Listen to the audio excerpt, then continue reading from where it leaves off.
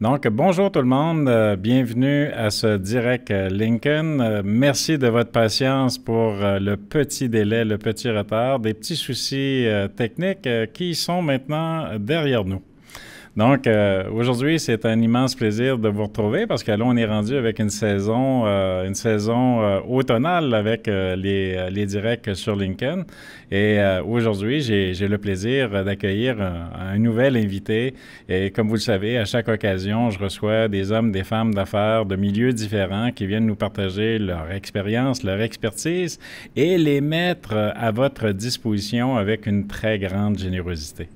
Donc aujourd'hui, j'ai le plaisir de recevoir Ibrahim Abdul Ouda, qui est PDG de Recruiling, vice-président régional également de la Chambre de commerce Québec-Afrique, CHACOA, et représentant permanent des Comores à l'Organisation d'aviation civile internationale. Donc, Ibrahim est ici au Québec depuis 2009.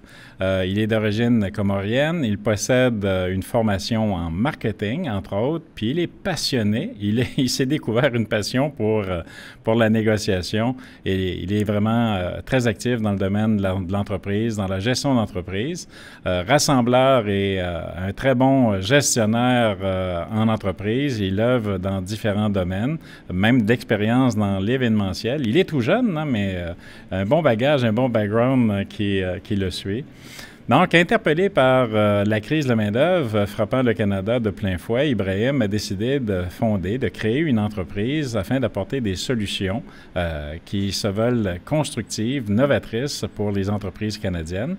Et l'entreprise se nomme Recruiling, donc qui vise à créer des ponts entre les employeurs et les personnes qui sont en quête de recherche d'emploi. Donc, Ibrahim, bien le bonjour et bienvenue sur cette plateforme. Merci beaucoup François de m'avoir invité à cette belle à cette rencontre aujourd'hui pour pouvoir mettre en lumière et partager mon expérience avec le public. Merci encore. Ben, écoute, le plaisir est partagé, puis j'avais eu quelques commentaires avant aujourd'hui suite à l'invitation, puis je pense qu'il y a beaucoup de gens qui attendaient avec impatience de pouvoir t'entendre sur le sujet. Donc, écoute, j'ai plusieurs questions, mais sans toi très à l'aise, on peut déborder des questions que j'ai préparées parce que je sais que tu as beaucoup de contenu et beaucoup de bagages aussi. Mais je vais lancer les discussions là, tout de suite avec le Recruiling. Donc, quelle est la mission? Quels sont les objectifs de Recruiling, l'entreprise là, que tu as créée, et comment cette entreprise-là se distingue-t-elle en termes de recrutement international? Alors, la mission de Recruiting, c'est d'accompagner les entreprises québécoises, canadiennes en quête de main-d'œuvre à l'international euh, pour pallier et également ren- euh, assurer remplir en fait atteindre leur objectif, pardon, atteindre leur objectif de main-d'œuvre. Donc, c'est vraiment notre mission, les accompagner, les outiller et leur donner accès à tout le réseau au niveau international, tout en leur assurant un processus qui est très rigoureux et un processus aussi qui est rassurant au niveau de la diligence, de tout ce qui est préparation des candidats jusqu'à l'immigration et l'intégration. Donc OK. aussi, de l'autre côté, nous accompagnons également les candidats qui veulent immigrer ici au Canada. Donc nous les outillons aussi, nous assurons qu'ils se préparent pour être prêts à tout ce qui est processus, pour le processus d'immigration, préparer également leur CV, les préparer pour les entretiens, pour ce qu'ils puissent pour qu'ils puissent en fait avoir une idée de comment se passent les entretiens ici au Québec, comment l'intégration au Québec est importante en fait de pouvoir se l'assimiler parce que c'est la partie la plus compliquée dans le processus de recrutement au niveau de l'international, pour les candidats bien sûr. Ouais. Écoute, il y a plusieurs questions qui me viennent en tête avec ce que tu viens de mentionner, mais Est-ce qu'il y a, par exemple, des secteurs plus particuliers où le recrutement est plus demandant, là, est plus pointu? Est-ce que Recruitlink développe des liens puis du recrutement dans tous les secteurs d'activité ou encore il y a plus certaines niches de marché qui sont sollicitées par la présence de Recruitlink puis employeurs et bien entendu les personnes qui sont disponibles, là? Oui, nous avons des secteurs d'activité lesquels nous sommes présents, comme par exemple notamment le secteur de l'informatique, euh, euh, le secteur de la santé, le secteur de l'agriculture, OK. le secteur de la construction, manufacture, et pour terminer, tout ce qui est administration, c'est-à-dire pour les préposés, pas les préposés, les administrations, tout ce qui est poste comme par exemple adjoint administratif, OK. gestion des réseaux sociaux, etc. OK. Donc, des postes de soutien au niveau du développement ou de la ponctualité des affaires, service après-vente aussi au niveau de la clientèle, là. Tout à fait, exactement. OK. Donc, on a deux modèles en fait de recrutement international. Il y a le processus de recrutement pour accompagner les candidats qui veulent immigrer au Québec. Et aussi, on a un processus hybride. Donc, comme par exemple, il y a certains secteurs on peut se permettre de faire du hybride. Le domaine de l'informatique, nous sommes présents dans plusieurs pays francophones dans l'international. Donc, on a développé un projet pilote en Côte d'Ivoire. Donc, ce qu'on fait, c'est que on a un centre en Côte d'Ivoire d'informaticiens, on les forme et puis on les place dans des projets, dans des entreprises ici. Ils OK. développent des projets et une fois qu'il y a comme une relation qui se tisse entre le candidat et l'entreprise, là, par la suite, on déclenche le processus d'immigration à la demande, bien sûr, de l'entreprise pour qu'ils puissent immigrer au Québec, au Canada. D'accord. Et si je comprends bien, Recruiting, c'est vraiment tout le marché canadien, là. T'es résident du Québec, tu demeures, t'es bien établi ici au Québec, mais les activités de Recruiting se font sur l'entièreté du territoire canadien. Tout à fait, on est vraiment au Canada. Euh, plus concentré sur dans la province de Québec, mais OK. on fait aussi du recrutement au niveau de Toronto. OK. C'est Exact. bon. Donc, puis les personnes, bon, il y a les entreprises qui sont à la recherche de personnel, d'employés. Il y a des personnes aussi, mais les personnes qui sont prêtes à migrer, à venir ici, ils viennent de quel endroit, de quel pays dans le monde principalement? Euh, En général, nous, on se focalise beaucoup plus sur le marché francophone. Donc, on est OK. présent comme je l'ai mentionné tout à l'heure, dans les pays francophones, donc la Côte d'Ivoire, on est présent au Sénégal, en Madagascar, l'île Maurice, c'est bilingue, donc, mais c'est francophone également. Les îles Comores. Donc voilà, on est présent au Maroc, etc. Et du coup, c'est notre clientèle cible. Sinon, pour Toronto, on va chercher beaucoup plus de la clientèle des candidats qui sont en l'île Maurice, vu que c'est bilingue, et aussi en Tanzanie. OK. C'est bon. Puis, dis-moi, en termes de recrutement international, bon, vous n'êtes pas la seule entreprise Recruiting, il y a d'autres entreprises qui œuvrent dans le même domaine, mais quelles sont les particularités qui vous distinguent, vous, chez Recruiting? Alors, nous, ce qui est bien avec Recruiting, c'est que on considère on n'a pas de concurrent, on n'a pas de concurrence sur le marché. Pourquoi? Parce que on est une organisation une entreprise, ça va être qui s'adapte, qui travaille avec tout le monde. Je vais m'expliquer. On a des partenaires comme des agences de recrutement qui font du recrutement, donc on les accompagne pour, par exemple, tout ce qui est recrutement. On prépare les candidats, on leur donne accès à notre base de données. Et par la suite, eux, ils s'arrangent pour les placer chez leurs clients. Ils peuvent s'occuper de l'intégration, etc. Donc vraiment, on peut s'adapter. On peut travailler avec des agences qui font du recrutement, mais ils n'ont pas la partie intégration. Donc on s'occupe de la partie intégration. Donc, ce qui fait que on est vraiment polyvalent et on ne considère pas une concurrence. On considère il y a une collaboration avec toutes les autres entreprises qui sont dans le domaine de recrutement. Ce qui fait notre qu'on est spécial aussi, c'est que on a mis en place un outil technologique en fait, qui simplifie les processus de recrutement, tout ce qui est diligence, tout ce qui est prospect, processus d'immigration et d'intégration. Tout est automatisé. Donc, ce qui fait qu'il y a une facilité, une simplicité en fait de pouvoir suivre et s'assurer que le processus se fasse dans des bonnes conditions. Donc, on utilise beaucoup l'intelligence artificielle avec des modules de la décision. Bien sûr, l'intelligence artificielle, c'est vraiment pour nous permettre de nous aider à pouvoir avoir voir clair et prendre une décision plus, euh, plus vite, plus réfléchie. Et aussi, on utilise également la blockchain. La blockchain, c'est au niveau de la sécurité, bien sûr, au niveau informatique, mais aussi on l'utilise pour pouvoir faire les validations des diplômes et des documents.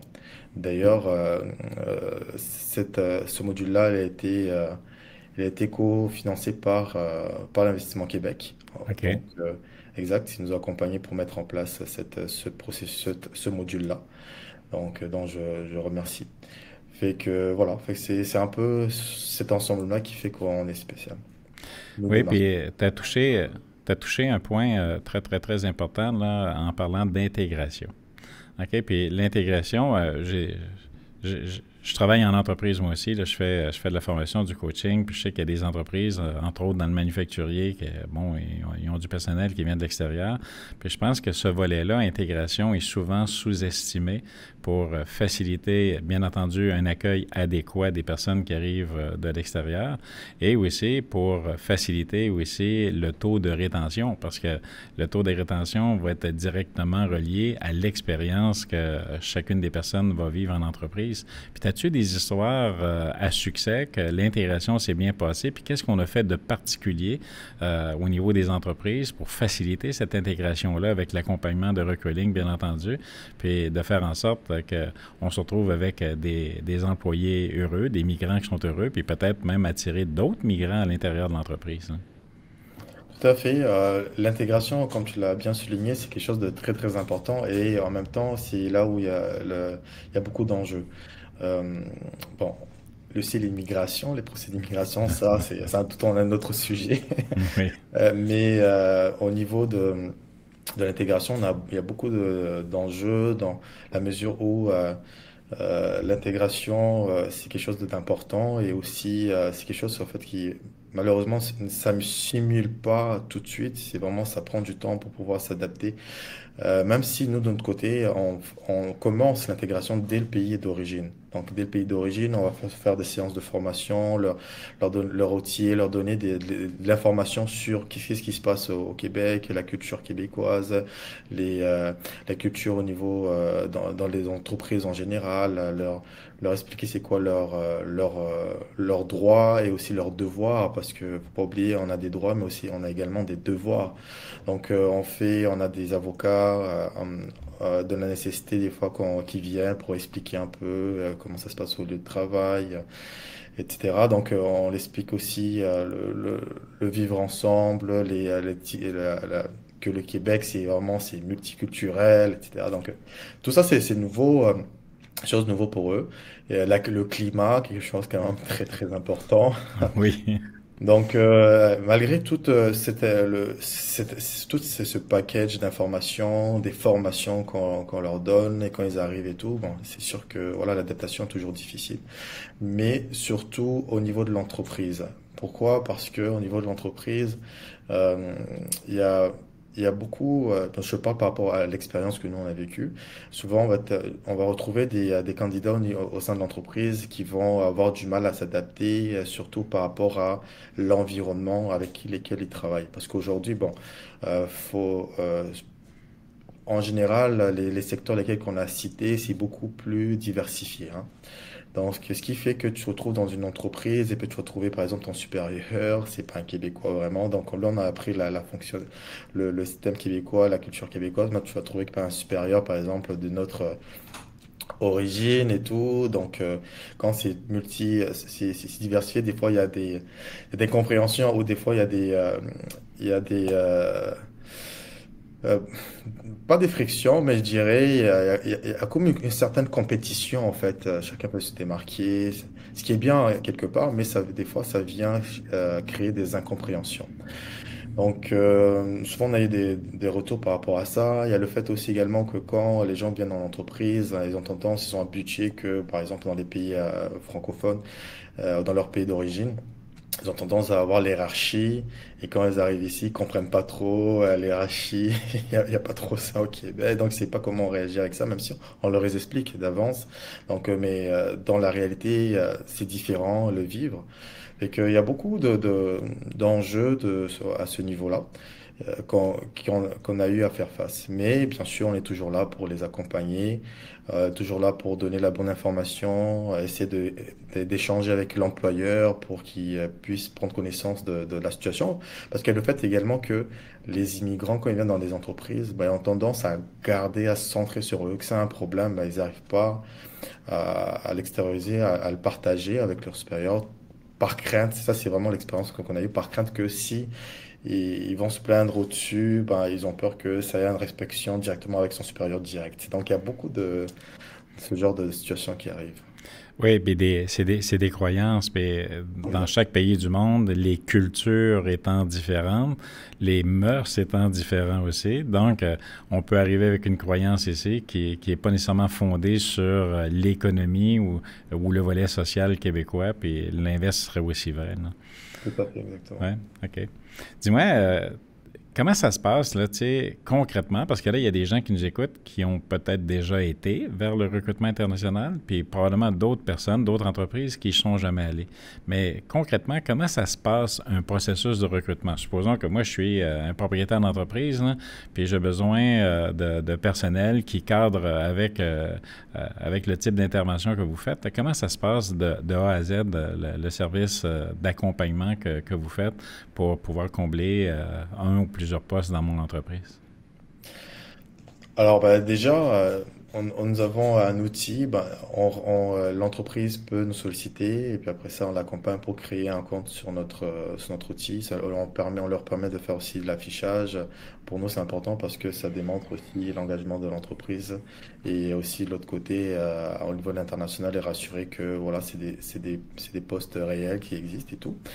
Et une fois, on a bien sûr, on aura identifié le besoin du client, on va l'orienter selon la nationalité, laquelle elle serait plus adéquate pour le type de poste. Parce qu'il faut comprendre aussi que nous, quand on identifie un poste, on regarde aussi, on identifie les pays où c'est cette compétence-là est une compétence dominante.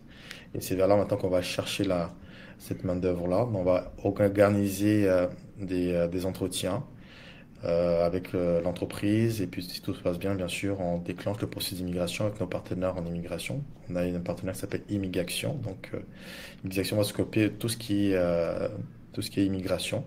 Des fois, il y a des entreprises qui ont accès, qui ont leur propre conseiller en immigration, donc ils peuvent continuer avec leur conseiller, on n'a aucun problème. Et sinon, une fois que cette partie-là a été complétée, on commence aussi tout ce qui est intégration à distance, les formations comme j'expliquais tout à l'heure. Et une fois qu'ils sont rendus au visa pour venir ici, donc on s'occupe de tout ce qui est intégration. Donc l'intégration, on s'occupe de tout ce qui est la base, bien sûr. Les aller chercher à l'aéroport, trouver des logements pour eux, s'assurer qu'ils ont toute la documentation, NAS, permis de travail, etc. Permis de travail, NAS, euh, la RAMQ, ainsi de suite. Donc, une fois OK. qu'ils ont toute leur documentation, on va faire une intégration d'une semaine intensive, leur montrer comment aller faire l'épicerie, comment se rendre au travail, vraiment toute l'intégration sociale. Et une fois que ça c'est fait, et du coup, on les accompagne toujours pendant au moins 3 mois. Et on dit 3 mois, mais en réalité, on les accompagne tous les jours, hein. Il y en a qui, ça fait 1 an, ça fait 2 ans qu'ils sont là, mais ils m'appellent toujours quand il y a un problème. Ça nous fait plaisir de les accompagner, de les orienter. Mais notre entente avec l'entreprise, c'est vraiment 3 mois.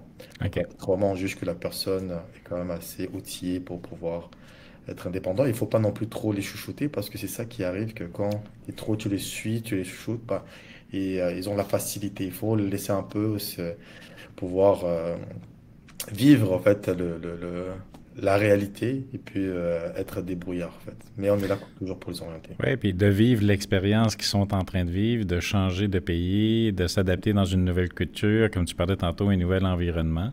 Écoute, ce que tu es en train de nous exposer, c'est que vous offrez un service clé en main. Tout à Donc, fait. C'est vous, clair, vous, moi. vous faites tout, tout, tout. Moi, comme propriétaire d'entreprise, j'ai quoi à faire à l'intérieur de ce processus-là? Juste à signer le contrat. Puis je- C'est bon, ça. À quel endroit on signe en 3 copies? C'est bon. Juste une copie, c'est bon. Écoute, Euh, euh, la question que je vais te poser, tu sais, il y a des mythes puis des réalités en matière de recrutement international. Tu sais, on entend toutes sortes d'histoires, puis je sais qu'il y a beaucoup de faussetés, là, il y a des fausses nouvelles, là, pas uniquement dans le domaine politique, dans plein de domaines, là. Mais quels sont les mythes principaux que tu as entendus, puis en contrepartie, c'est quoi la vraie réalité? Là? Je sais pas si tu as des exemples à nous donner là-dessus. Là.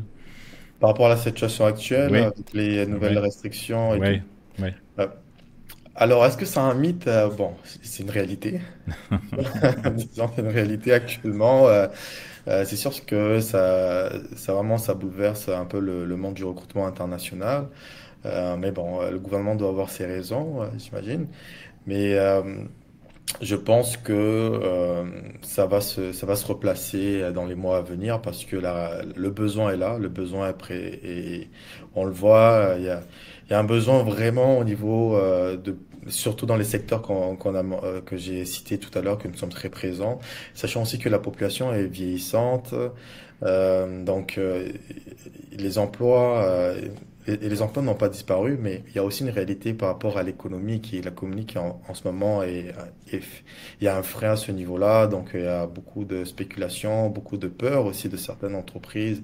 Moi, j'ai des clients à moi que malheureusement, ben, pour le moment, on est en stand-by parce qu'ils ont perdu des contrats avec des compagnies, des ententes aux États-Unis. Je parle des manufactures, des compagnies de transport, etc. Donc, c'est sûr que et tout ce mélange-là, et puis le fait qu'il y a eu beaucoup d'immigration permanente. Donc on parle des résidents permanents, on parle des étudiants qui ont terminé leurs études, qui sont là, qui sont à la recherche d'emploi. On parle également des réfugiés politiques, ce qui fait que ça fait une concentration de gens qui sont sur place. Mais ma question est, est-ce que ces personnes-là sont des gens, sont des profils qui sont adaptés aux besoins du marché actuel québécois? Je pas vraiment, je suis pas vraiment convaincu parce que une entreprise qui veut un machiniste, euh, tu sais, les familles qui ont immigré, c'est pas forcément des machinistes, c'est sûrement peut-être ils ont fait des études en économie, en informatique donc, l'entreprise a besoin d'aller chercher cette compétence à l'international. Donc, il y a des réalités, en fait, qui font en sorte que je pense que ça va rentrer dans l'ordre dans quelques mois. Parce que, Ouais. Oui, puis tu as touché un point important, puis on n'entre pas là-dedans aujourd'hui, mais c'est sûr que tout ce qui touche l'économie, puis quand on regarde, bon, l'augmentation, les taux d'intérêt, puis les répercussions sur les entreprises, l'inflation, etc., là, on voit tout de suite ce que les principaux analystes sont en train d'émettre, la baisse des taux d'intérêt. On a vu 1,5 au niveau de la Fed hier. Donc, c'est sûr que là, au niveau de l'économie, il y a des tendances qui laissent démontrer qu'il va y avoir un peu plus de vigueur au niveau de l'économie. Donc, s'il y a plus de vigueur au niveau de l'économie, ça veut dire on produit davantage. Et si on produit davantage, on a besoin de gens pour le faire. tout à Donc, fait, c'est bon, c'est bon. Euh, exactement. Dis-moi, quels seraient, selon toi, les pièges à éviter pour quelqu'un qui tente de faire, un propriétaire d'entreprise, qui tente de faire un recrutement tout seul? Donc, c'est quoi les pièges qui seraient à éviter de tenter de faire ce recrutement-là tout seul? Alors, il y a les pièges, il y en a tellement des pièges, honnêtement. Quand je le dis toujours à mes clients, à mes partenaires, aujourd'hui, c'est pas compliqué, hein. Une entreprise peut prendre publier Oui. un affichage sur LinkedIn et puis sponsoriser cet affichage dans les pays cibles. Et il va recevoir en moins d'une heure des centaines de CV. c'est assez clair. Là-dessus, en termes de CV, on est bien servi. C'est pas un souci. Maintenant, c'est de valider la véracité de ce CV-là, valider les compétences, valider tout ce qui est pré-emploi, casier, etc. Donc, tout cette, toute cette prépa, préqualification qui est quand même importante. Et aussi, comme je l'ai mentionné aussi tout à l'heure, on accompagne aussi les candidats pour s'assurer que ils vont trouver leur compte ici, ils vont bien s'adapter, et aussi s'assurer que ces candidats-là viennent pour un projet de vie. Parce que Ouais. c'est important. Le but de l'entreprise, c'est pas de investir autant pour finalement avoir un candidat qui va rester 2, 3 ans puis s'en aller. Donc, notre objectif, c'est vraiment de pouvoir s'assurer que c'est un projet de vie, puis la personne va compte rester le plus longtemps possible au sein de l'entreprise. Donc, il y a énormément de pièges à éviter. Oui, tout à fait. Puis, je pense que tu soulèves un point là, qui est important sur lequel revenir parce qu'il faut faire de la distinction entre du recrutement de main-d'œuvre temporaire ou de travailleurs saisonniers, puis du recrutement permanent. Puis là, ici, ce que j'entends là, de la part de Recruiting, c'est du recrutement permanent. C'est pas du saisonnier. Là. Non, tout à fait, c'est du permanent et aucune entreprise, à part aller dans les champs, je pense cueillir les pommes, etc. Oui. Euh, Toute entreprise dans les autres secteurs, ils veulent que ça soit un recrutement permanent. Euh, C'est drôle parce qu'on dit c'est des permis de travail fermés, c'est de l'immigration temporaire, mais en réalité c'est permanent parce il y a une autre étape. Après, après le permis de travail, ben, il y a l'étape de possibilité d'aller faire une demande pour avoir la résidence permanente et jusqu'à la citoyenneté. Donc, au final, c'est un processus permanent. Oui. Mais bien sûr, dans le processus administratif, la terminologie, c'est identifié comme un recrutement, une migration temporaire. Oui, puis ce que j'ai compris tantôt, puis tu me corrigeras si je suis biaisé, là, mais tu sais, Ibrahim est pas tout seul dans Recruiting. Recruiting a différents partenaires et différentes ramifications. Donc, je comprends bien que là, vous avez des services professionnels attitrés à vous pour pouvoir vous accompagner afin de réduire le plus possible, disons, le niveau de risque dans un recrutement. Là. Donc, il y a des gens qui sont spécialisés avec lesquels vous faites affaire pour s'assurer que tout se fasse dans la conformité, dans la légalité, puis dans les meilleures conditions possibles. Tout à fait. Nous avons une équipe qui est basée, nous avons des bureaux à Montréal, nous avons un bureau à Québec. Aussi, nous sommes présents dans 12 pays. Donc, dans les 12 pays, on a 6 bureaux.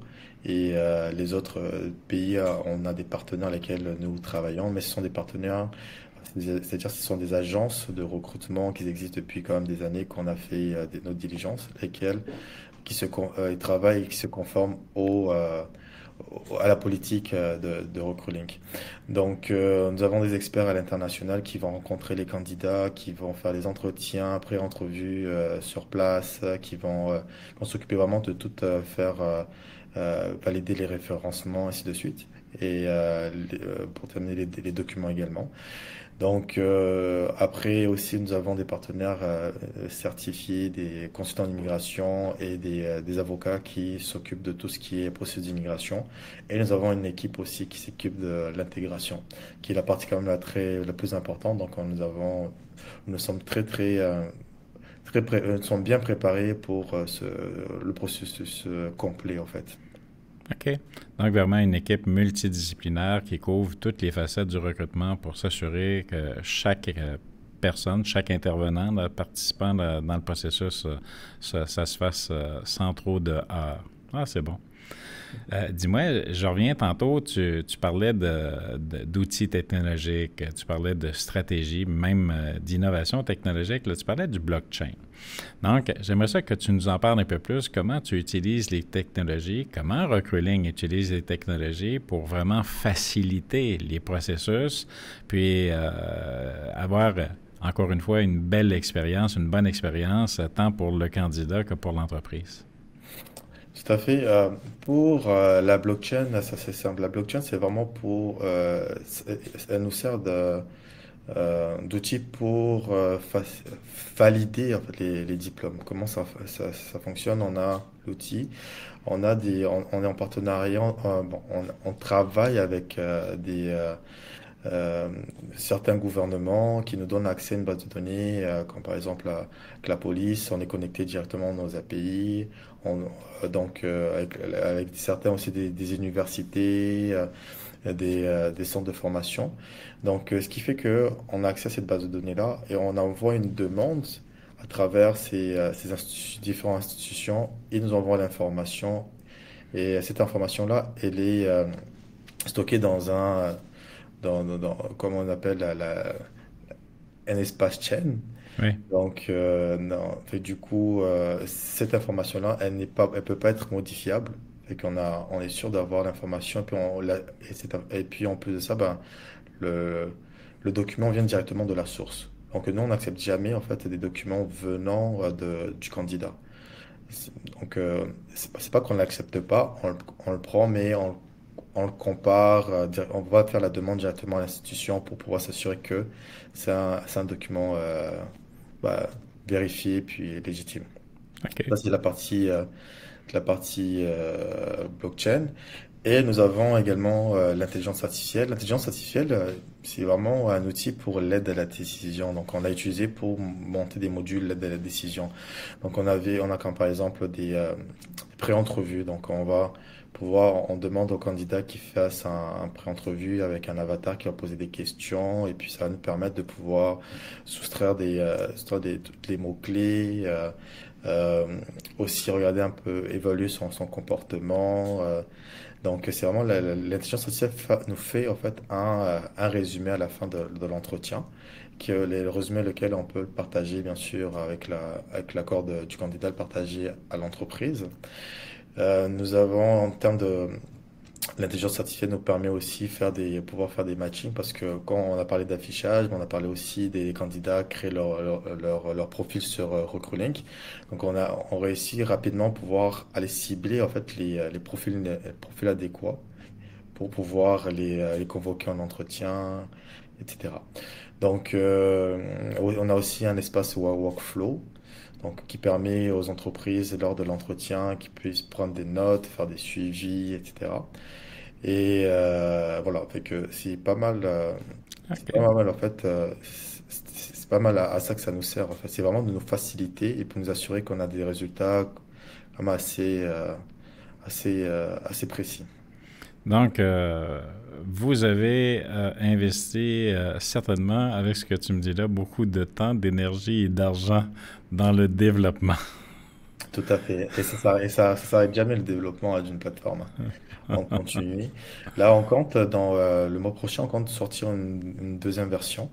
Donc, que ça nous a pris quand même pas mal, quasiment un an à développer. Donc, qu'on va sortir. On n'a pas encore réfléchi, pensé à une date. On n'a pas encore annoncé une date, justement, parce qu'il y a toujours des rebondissements, etc., au niveau de technologie.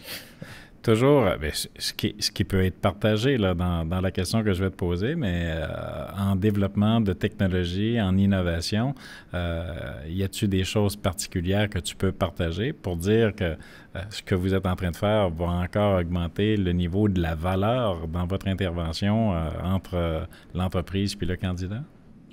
Tout à fait. C'est sûr que notre objectif, c'est vraiment de rendre ça indépendant. C'est vraiment moi l'objectif que j'ai, c'est vraiment faire en sorte que dans un futur proche, une entreprise puisse aller recruter sans l'aide de l'humain parce que on aura déjà vraiment travaillé nos intelligences artificielles pour pouvoir faire les validations, les partenariats qu'on est en train de faire avec les différentes institutions, stocker la base de données. Donc, si tout est vérifié, tu as accès à des pré-entrevues, tu as accès un CV, tu as accès à beaucoup d'informations. Donc, tu peux te permettre, avec confiance, passer un entretien à un candidat et déclencher le processus d'immigration, faire venir la personne ici. Donc, tout ce qu'on est en train en place, c'est vraiment faire en sorte que le recrutement se fasse de façon facile et simplifié et, et, et rassurant. fait. Ouais. Rassurant, puis que tout ça se fasse dans un cadre qui est convivial. Ouais, Convivial, ouais, exactement. c'est bon. Dis-moi, en termes de perspective d'avenir, de vision pour Recruiting, tu vois Recruiting à quel endroit dans quelques années d'ici? Alors, Recruiting, le modèle qu'on est en train de développer, qu'on a mis en place ici au Canada, bah, c'est un modèle que je suis en train également je suis en voie de dupliquer en Afrique, sachant qu'en Afrique aussi il y a des besoins dans certains pays qui ont des besoins spécifiques. L'Afrique aujourd'hui, c'est un pays, c'est un continent qui est en pleine expansion, en plein essor. Donc, ils ont une jeune population quand même en croissance, une forte croissance. Mais il y a des besoins, mais il manque de compétences plus ciblées et atypiques. Donc, c'est ça. Ça fait qu'on veut accompagner les entreprises africaines qui puissent attirer en fait la main-d'œuvre, genre la diaspora ou les gens qui sont à l'extérieur du continent qui puissent revenir et puis bénéficier aussi des opportunités sur le continent africain. C'est un peu ça, c'est ça ma vision.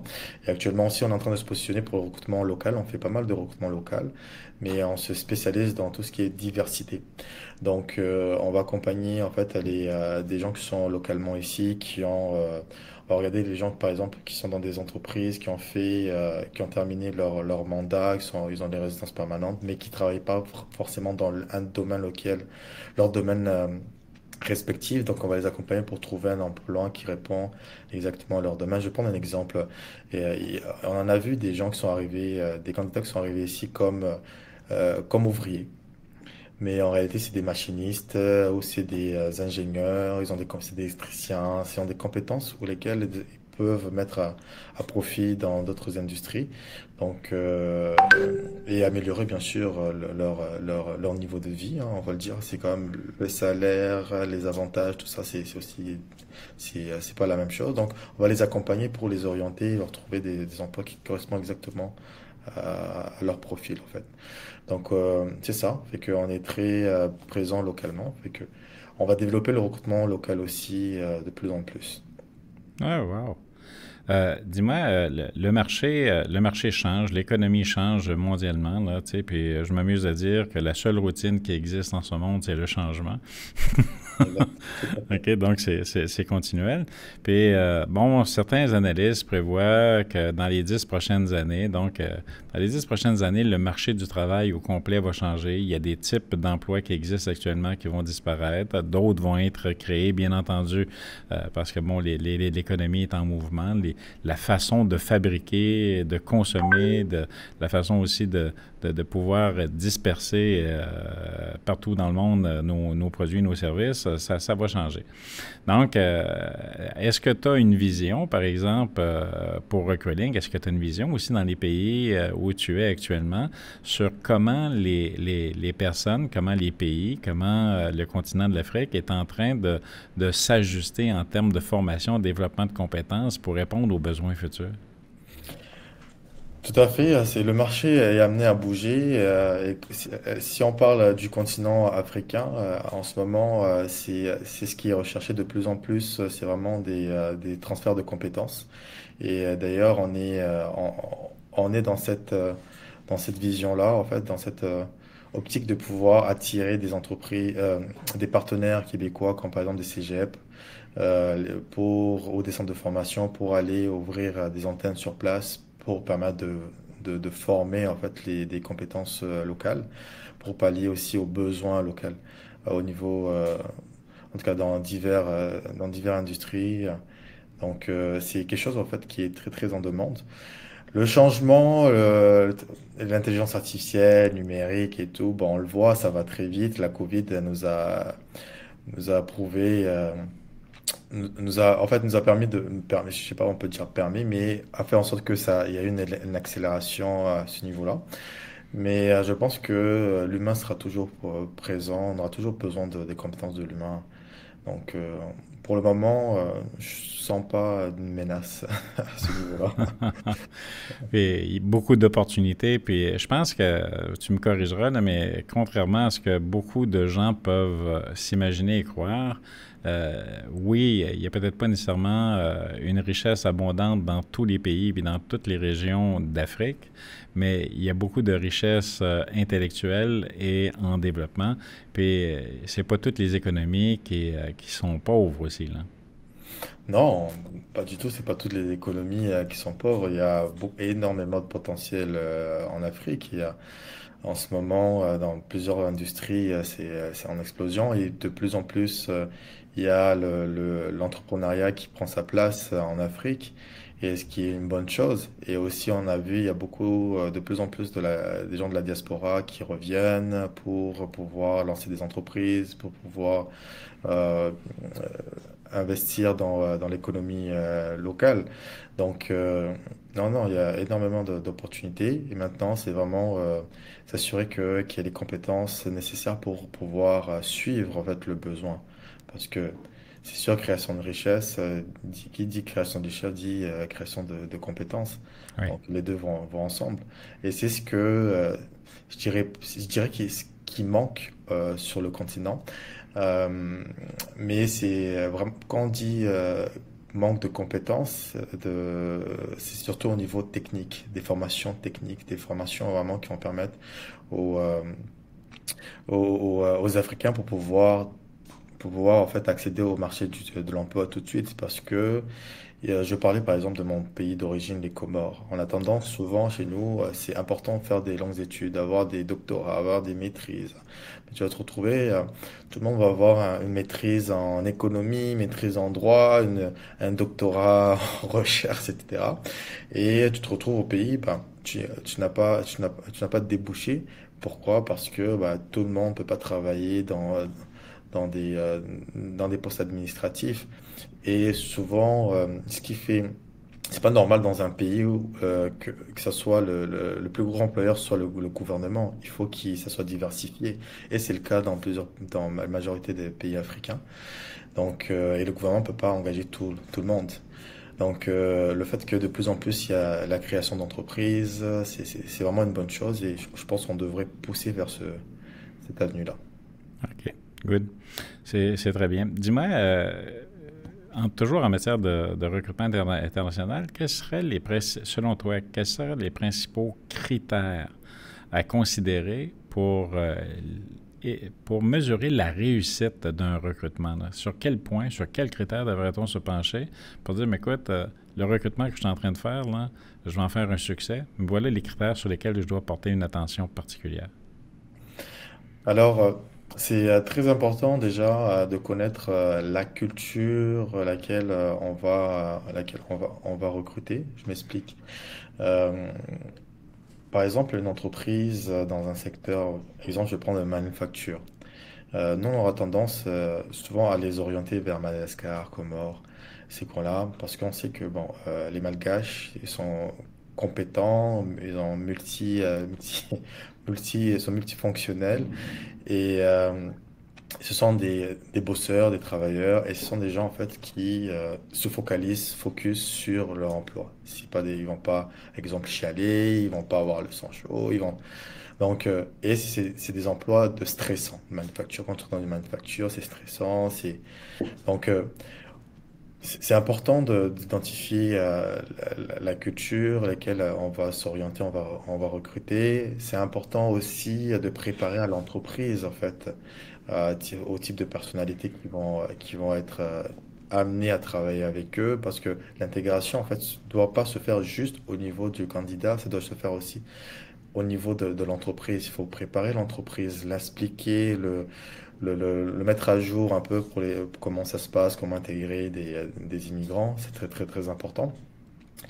Et aussi, bon, c'est ça. Donc, identifier le type le type, c'est ça, la personnalité en soi.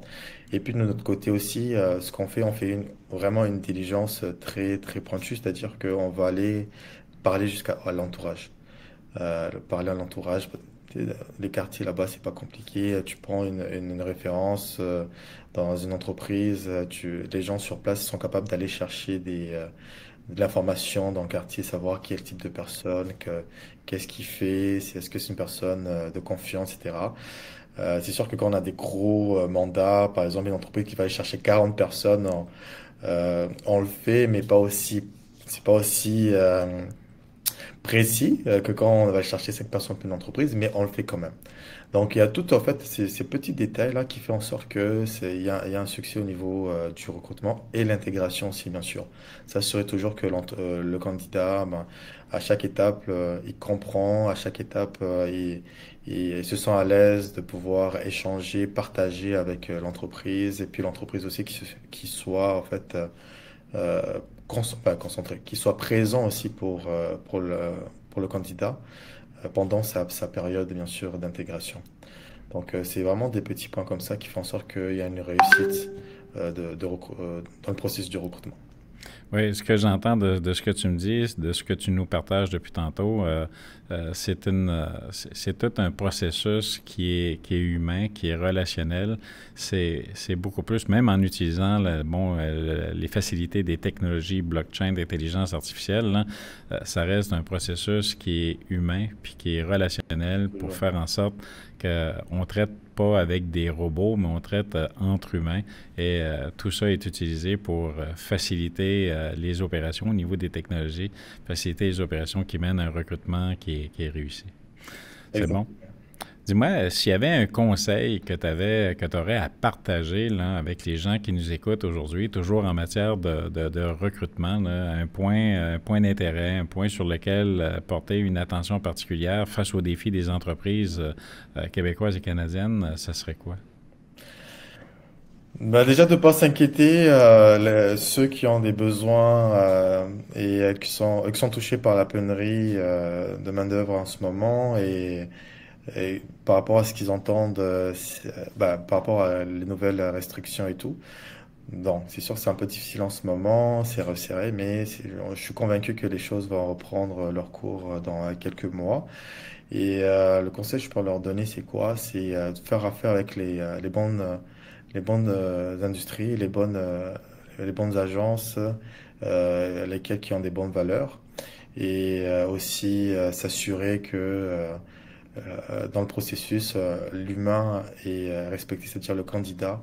Il y a des Ouais, valeurs très importantes qu'on puisse en fait répondre aux besoins aussi du candidat, parce que souvent en fait, on a tendance à pouvoir vraiment être toujours aux côtés de l'entreprise, mais pas avoir l'écoute au niveau du candidat pour savoir c'est quoi vraiment ses réels besoins, à quoi, qu'est-ce il s'attend avec l'entreprise, avantages, etc. Parce que et en plus, les candidats, ce qu'ils veulent, c'est rentrer au Canada. Donc, des ouais. fois, ils sont comme coincés, ils ont peur de demander, ils ont peur d'échanger ou de faire valoir leurs besoins.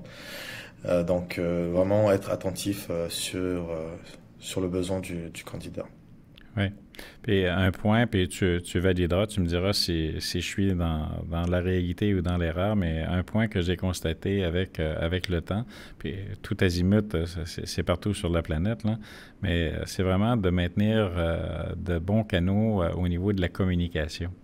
Donc, tu sais, à partir du moment où il y a une bonne communication, puis on va dans la compréhension de ce qui se passe, parce que c'est sûr, tu as quelqu'un qui arrive de l'étranger, qui vit d'une façon différente, ça ne veut pas dire qu'il n'est pas contributif, qu'il n'est pas ouvert à une cohésion d'équipe puis de collaboration, mais ça peut être tout simplement au niveau de ses mœurs ou de la compréhension qu'il a d'une situation, ou encore, comme tu donnais dans l'exemple tantôt, certaines peurs de crainte de parler, de peur que ça se revire contre lui, puis que ça fonctionne pas, là.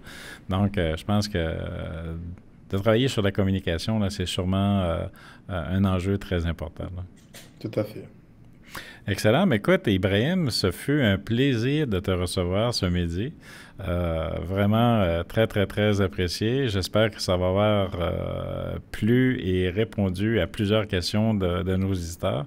Donc, des questions qui me reviennent, moi, là, que je t'ai posées en rafale, puis tu es très, très, très pertinent dans tes propos, dans tes commentaires. Je te remercie beaucoup. Puis en terminant, mais écoute, les gens qui nous écoutent, il y a des personnes certainement là, qui pensent à recruter, qui pensent en t'écoutant dire, ben écoute, wow, tu sais, c'est une entreprise qui est diligente, qui est humaine, qui est bien structurée, qui est bien rodée. Donc, si on veut communiquer avec toi, si on veut faire affaire avec votre entreprise, on fait quoi? Ouais, tout simplement, il y a mon LinkedIn, c'est Ibrahim Aboulouda, et puis vous pouvez aller sur le site de recrulink.com. Donc, vous allez pouvoir avoir toutes nos informations. Alors, ça nous fera plaisir de vous accompagner dans ce processus de recrutement. Excellent. Excellent. Ben, Ibrahim, je te remercie beaucoup et je te dis à très bientôt pour un autre volet ensemble tous les deux. Merci à toi. Très bien. Merci, au revoir.